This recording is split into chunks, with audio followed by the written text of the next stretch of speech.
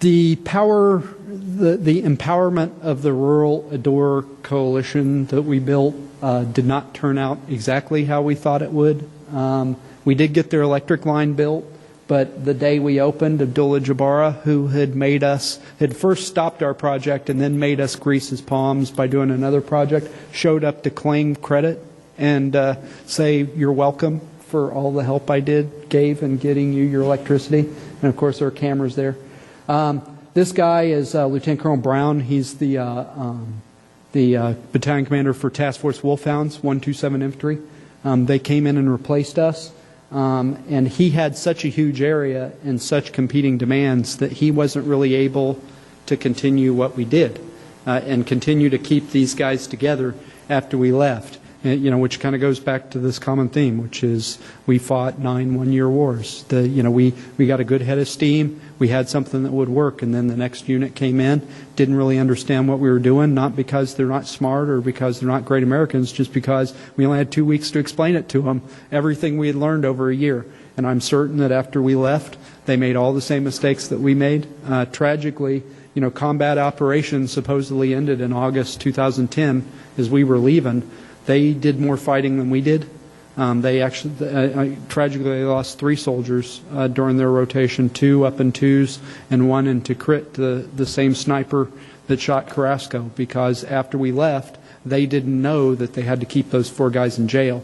And the Iraqis split the seam, let them out of jail, and they ended up shooting one of the Wolfhound soldiers. It's just, that is the challenge. That is the constant struggle that that the Iraq War was for us. So let me finish. This is Bubba Kane in Arab garb at a meal in Al Alam. We tried to understand.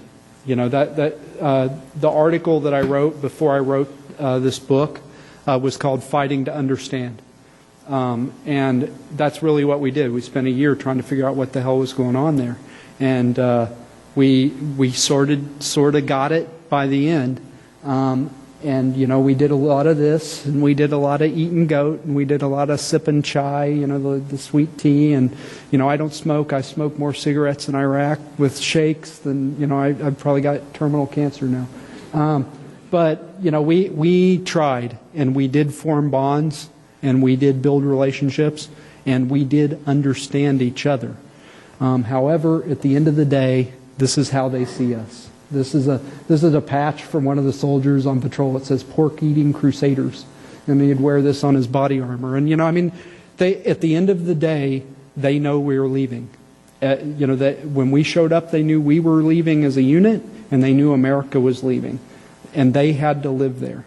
And so we tried to get them to do things. We tried to get them to work together. We tried to get the sheikhs in the desert to align themselves with Sheikh Sabah, and they would do it while we were there because we had a big checkbook, and we were building electricity, and we were building wells, and we were doing operations to make them safer, but they would only go so far because we were pork-eating crusaders, and they were going to be living there after we left.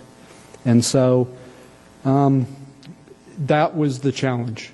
And I will tell you that that's the challenge that we're facing in Afghanistan right now too. We want to change these areas, and we want them to turn against the Taliban, who's all around them, and work with the government that's all the way in Kabul. But we're going to leave. We're going to leave, and they're still going to be there. And that's really the enduring challenge. I appreciate you letting me talk. I really do. This is the Proud Americans on Christmas Day. Our battalion, we got out there and we showed our Big Red One esprit.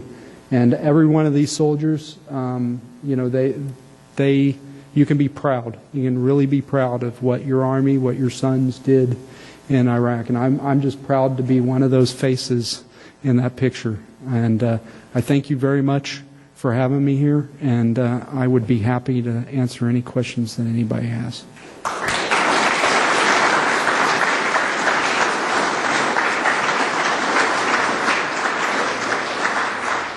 Is this working? Okay. And Galen back there has a microphone, so if you have a question, please wait. We'll get you a microphone. Question for you. Yes, sir. How many of you guys have any cultural background with the people there you're working, and is there any language difference? And do we have no Americans who have a background in their own family life who can come in, who are in our Army, and who can actually serve as officers and in other, or enlisted men with some rank? Because otherwise you're just lost. Yes, sir. So that's what I was going to ask. Do you speak the language? Rank, and I just wondered.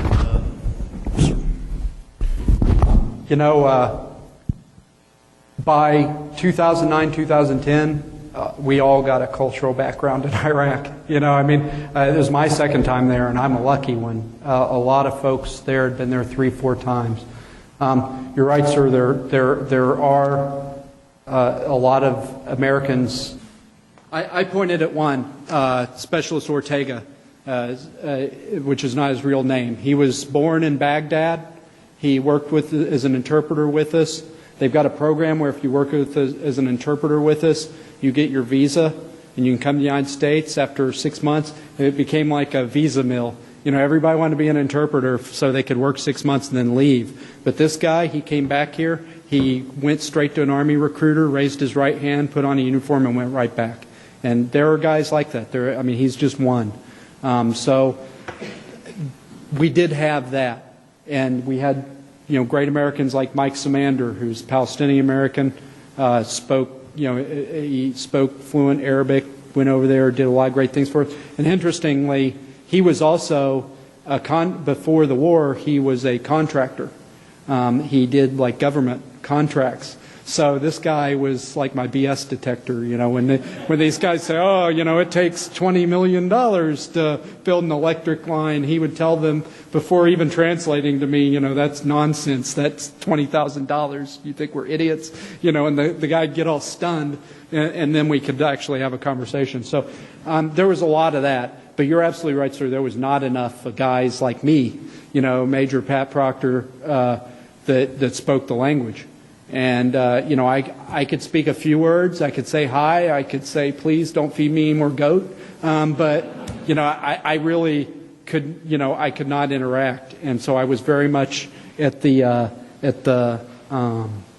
mercy of, sometimes local national interpreters who lived there, who were, in cahoots, and it was the function. I think the problem is multiplied for us in Afghanistan.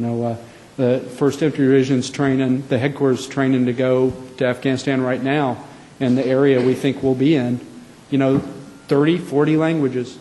Just ridiculous. And every little valley has its own language and its own ethnicity and has never seen the people in the next village. They don't have phones. They don't have any reason to travel because when I go over this hill, I get shot at by the other village. So why would I go over that hill? And so that's our challenge. It kind of goes back to the pork-eating crusaders. We show up, we're there for a year, and then we're training for the next war. So it's a big challenge. If I could just follow up. So when a soldier or a unit is deploying or getting ready to deploy, is there a cultural awareness training period, or does it happen when